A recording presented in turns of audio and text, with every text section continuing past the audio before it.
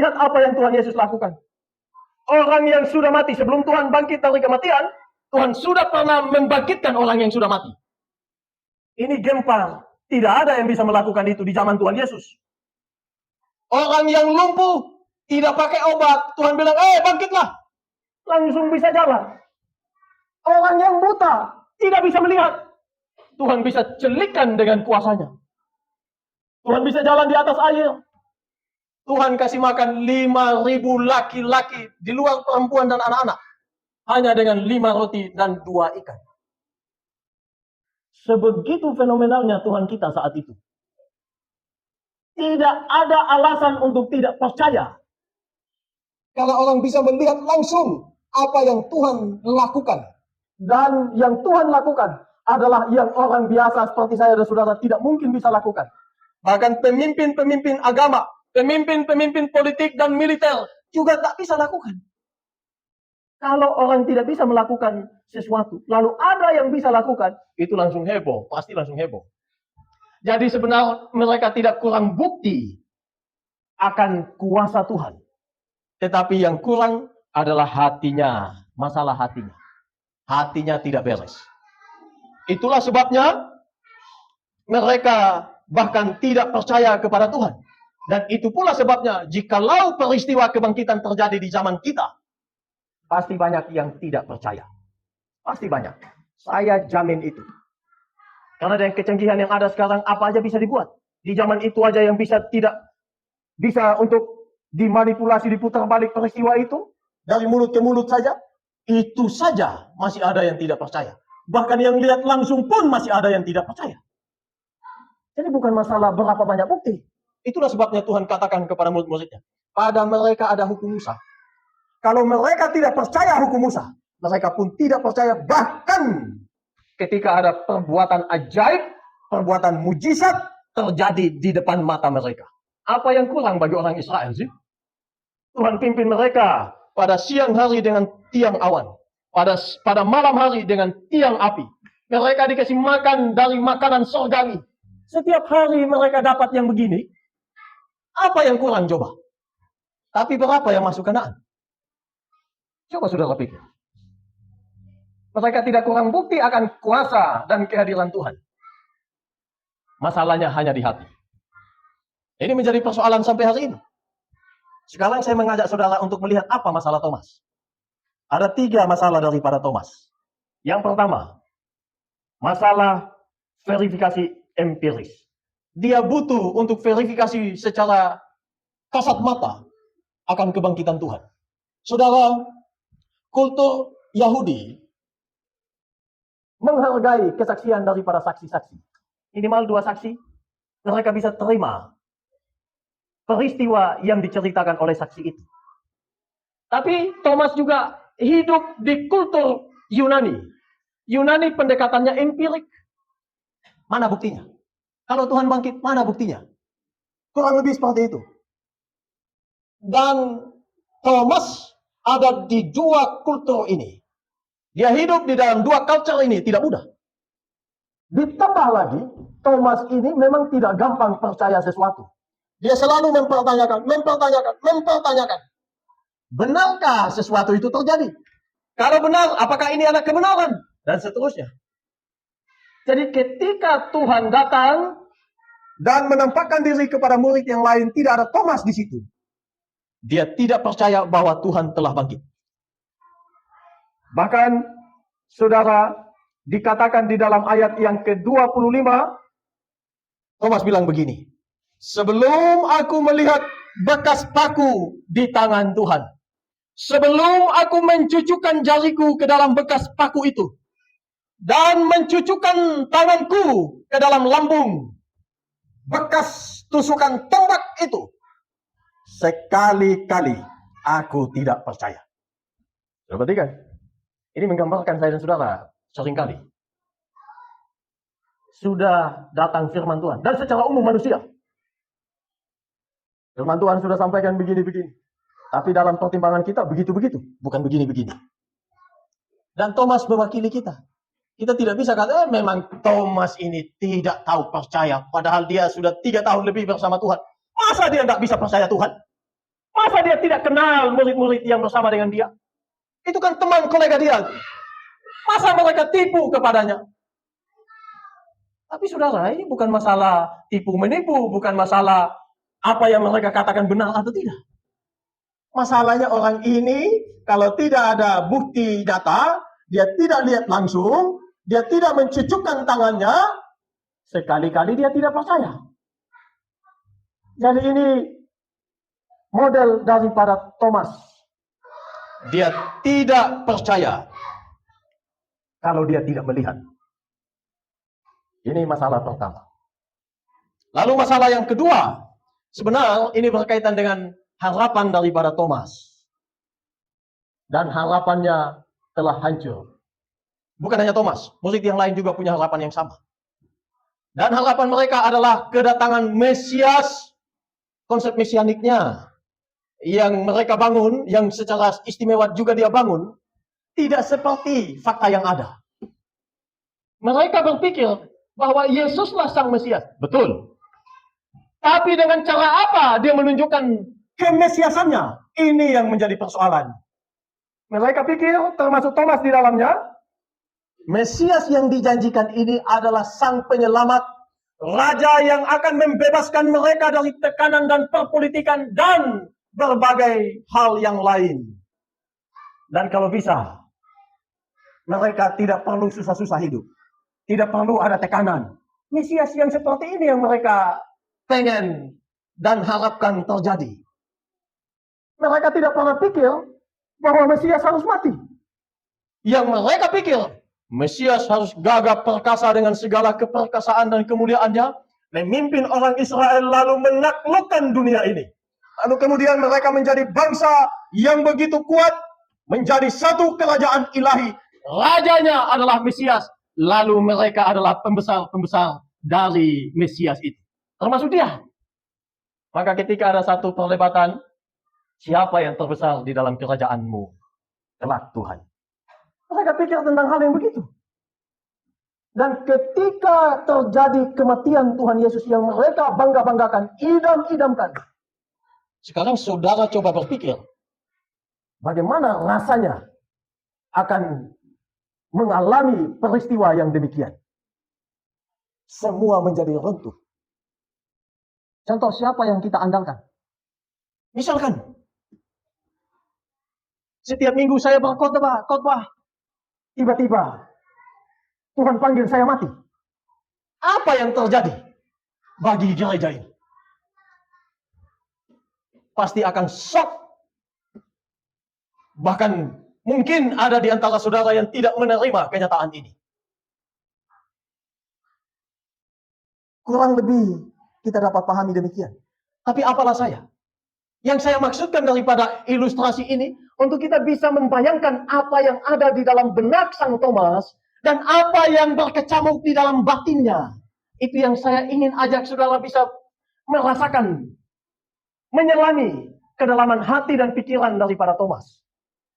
Ketika semua ini menjadi runtuh, maka tidak mungkin. Karena dia juga sudah lupa dalam kepedihan hatinya. Dan juga karena perasaan terabaikan. Bahwa Tuhan pernah mengatakan, Tuhan bangkit pada hari ketiga. Jadi poin yang kedua, harapannya yang runtuh, membuat semua menjadi sirna. Itu sebabnya sulit untuk dia percaya bahwa Tuhan sudah bangkit. Yang kedua. Yang ketiga, sebenarnya ada satu yang istimewa, yang unik daripada peristiwa ini.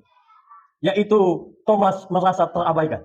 Saudara, kalau kita merasa terabaikan, kita pikir, mereka kok tidak peduli sama saya. Mereka kok model kayak gini sama saya. Saudara, ini membuat hati tidak tenang. Membuat hati berkecamuk. Berpikir hal-hal yang orang lain bahkan tidak pikir tentang itu.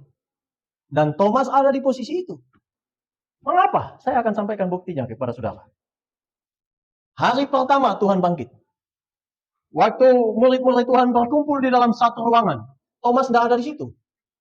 Tapi ketika Thomas tidak ada di situ, mereka berkumpul di dalam ruangan itu. Tuhan datang dan berjumpa dengan mereka. Lalu mereka melihat bahwa Tuhan telah hidup. Tapi Thomas tidak ada.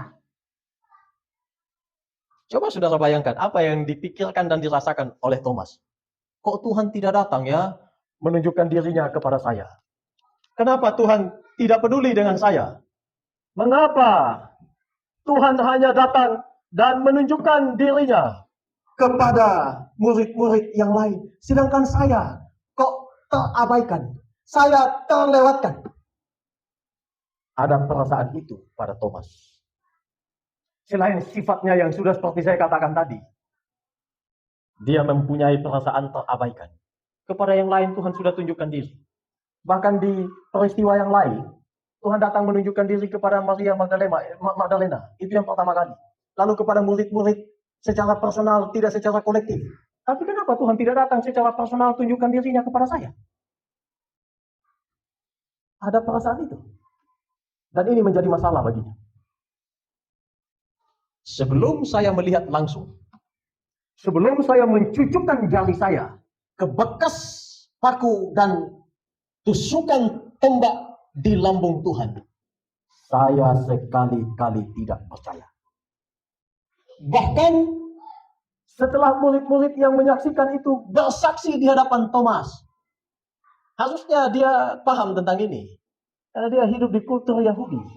Dia ada di dalam bagian itu. Tapi karena perasaan terabaikan itu, sudah semua tidak ada yang betul. Semua omong kosong belaka. Saya tidak lihat omong kosong kamu. Inilah yang terjadi pada Thomas. Yang bersaksi ini bukan orang luar. Ini teman-teman dia. Dan dia kenal persis teman-temannya. Mana mungkin mereka menipu dia? Tak mungkin. Lalu ketika mereka bersaksi, tidak ada kesaksian. Tuhan sudah bangkit, sudah saya lihat Tuhan Yesus bangkit. Jangan raut model sedih-sedih. Tak ada begitu. Waktu mereka menyaksikan dan bersaksi di hadapan Thomas, mereka sampaikan itu dengan penuh sukacita. Kami sudah lihat Tuhan. Tuhan sudah bangkit. Dengan ekspresi yang begitu meluap, kegembiraan muncul dari raut wajah dan reaksi dan respon mereka. Tapi Thomas tetap dingin. Dan dia jawab, sekali-kali aku tidak percaya. Tapi saudara, hal yang unik lainnya. Walaupun Thomas tidak percaya dengan apa yang dikatakan orang kepadanya. Di hari yang ke-8, tadi dikatakan demikian. Dia datang juga berkumpul bersama-sama dengan saudara yang lainnya. Jadi di hari pertama, hari Minggu, saat Tuhan Yesus bangkit, dia tidak ada di dalam komunitas itu. Setelah peristiwa itu, di hari yang ke-8, dia juga tidak berpikir bahwa Tuhan akan datang menunjukkan diri, menampakkan diri kepadanya secara istimewa dalam komunitas itu. Tapi sekalipun demikian, di hari ke-8, itu sama dengan hari Minggu. Hari Minggu minggu lalu, hari Minggu hari ini, waktu mereka ada di dalam rumah, dan rumah itu terkunci, mereka ada di dalamnya, Tuhan datang menampakkan diri. Langsung setelah Tuhan menyampaikan damai sejahtera, menyapa secara spesifik akan Thomas. Dan itulah yang kita sudah bacakan tadi. Di ayat yang ke-27 dikatakan, taruhlah jarimu di sini, dan lihatlah tanganku. Ulurkanlah tanganmu dan cucukkan ke dalam lambungku. Dan jangan engkau tidak percaya lagi ya Thomas, melainkan percayalah. Dan saudara perhatikan iman daripada Thomas. Thomas tidak mencucukkan tangannya ke bekas paku, tidak. Setelah Tuhan mengatakan demikian, langsung direspon oleh Thomas dalam ayat 28. Ya Tuhanku, ya Allahku. Kita bersyukur karena Thomas ragu, bahkan tidak percaya kepada kebangkitan Tuhan Yesus. Maka ada ayat 28. Sebagai pengakuan personal daripada Thomas, dia katakan, ya Tuhanku, ya Allahku. Dan Tuhan tidak membantah akan pernyataan daripada Thomas. Itu adalah pengakuan iman Thomas. Dan Tuhan mengatakan bahwa memang dialah Tuhan, dialah Allah. Setelah itu, lebih tajam lagi, selangkah lebih maju lagi, Tuhan katakan di dalam ayat yang ke-29. Karena engkau telah melihat aku, maka engkau percaya. Ini untuk saya dan saudara selanjutnya. Berbahagialah mereka yang tidak melihat namun percaya. Mereka tidak menyaksikan kebangkitan Tuhan, namun mereka percaya. Orang seperti ini berbahagialah. Dan di kanan ayat 29, ada pada ketaatan dan percaya, bukan pada melihat. Iman kita bukan karena melihat secara kasat mata. Iman kita karena mendengar, kemudian percaya kepada kabar yang baik itu. Dan kabar itulah yang membuat saya dan saudara ada di dalam ruangan ini. Sekarang, hari ini. Kalau bukan kabar itu, kita tidak mungkin berjumpa. Kalau bukan kabar kebangkitan Tuhan yang kita percaya itu, maka tidak ada persekutuan seperti yang kita lakukan sekarang ini. Kita ada sebagai manusia lama dengan kehidupan kita masing-masing yang mendatangkan kebinasaan. Tetapi karena kita percaya bukan karena melihat, maka firman Tuhan katakan kepada kita, berbahagialah orang yang demikian. Bahagia itu bukan soal apa yang kita punya, bukan capaian-capaian yang kita miliki, tetapi bahagia berkaitan dengan keadaan sukacita dan damai tanpa bergantung pada kondisi dan keadaan, melainkan pada relasi dengan Tuhan. Yang tentu Tuhan itu Tuhan yang penuh berkat dilimpahkan kepada kita. Itu damai yang sesungguhnya. Jadi kalau orang damai ketika berpikir bahwa semua harus tercukupi, itu damai sementara. Itu damai yang ditawarkan oleh dunia ini, bukan yang datang dari Tuhan. Saudara, Petrus waktu dia mau dibunuh, dia bahkan minta kepada algojo-algojo, salibkan saya kepala ke bawah. Saya tidak layak untuk salib kepala ke atas. Tapi saudara pikir dia takut? Dia mempunyai kebahagiaan bahkan ketika nyawanya terancam. Dan saudara yang dikasihi oleh Tuhan, bukan hanya dia, semua murid Tuhan mengalami kedamaian dan kebahagiaan itu. Dan itulah yang kita saksikan di dalam pembelajaran iman, jikalau kita belajar tentang bagaimana anak-anak Tuhan di dalam sejarah ini menyelesaikan pertandingan imannya dengan baik. Paulus juga demikian. Bahkan Thomas yang sekarang ini tidak percaya kepada Tuhan, pada akhirnya Thomas mati dengan ditembak. Dia mati di India di dalam memberitakan kabar kebangkitan Tuhan. Tapi sebelum dia memberitakan itu, dia pernah menjadi orang yang tidak percaya. Mungkin kita ada di bagian ini. Tetapi ingatlah, Thomas yang sebelumnya tidak percaya, kemudian pada akhir hidupnya, dia serahkan nyawanya untuk Tuhan. Dia mati ditembak. Pada akhirnya ada gereja Mar Thomas di India. Itu cara Tuhan menolong, cara Tuhan untuk menguatkan iman, cara Tuhan untuk membimbing.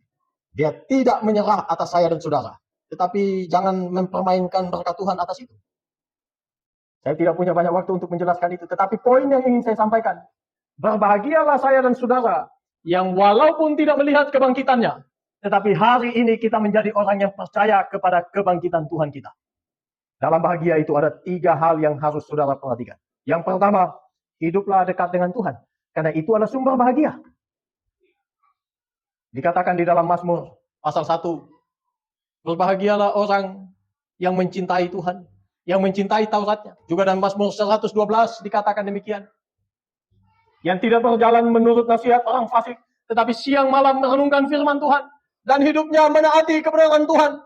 Hidupnya berrelasi dengan Tuhan. Ini bahagia menurut versi Alkitab. Ini bahagia versi daripada Tuhan kita. Bukan karena kita punya semua, tapi karena kita punya relasi yang baik dengan Tuhan. Itu bahagia. Yang kedua elemen yang ada di dalam bahagia ini adalah memiliki kedamaian batin. Bukan karena kita punya sesuatu yang bisa diandalkan di dunia ini. Saudara, orang punya semua belum tentu dia punya damai kok. Semakin orang punya, semakin hatinya dia taruh di situ, semakin orang itu tidak damai. Itulah ironi daripada kehidupan. Tetapi waktu kita menyerahkan hidup kepada Tuhan, kita mempunyai relasi yang baik dengannya, kita menemukan kedamaian.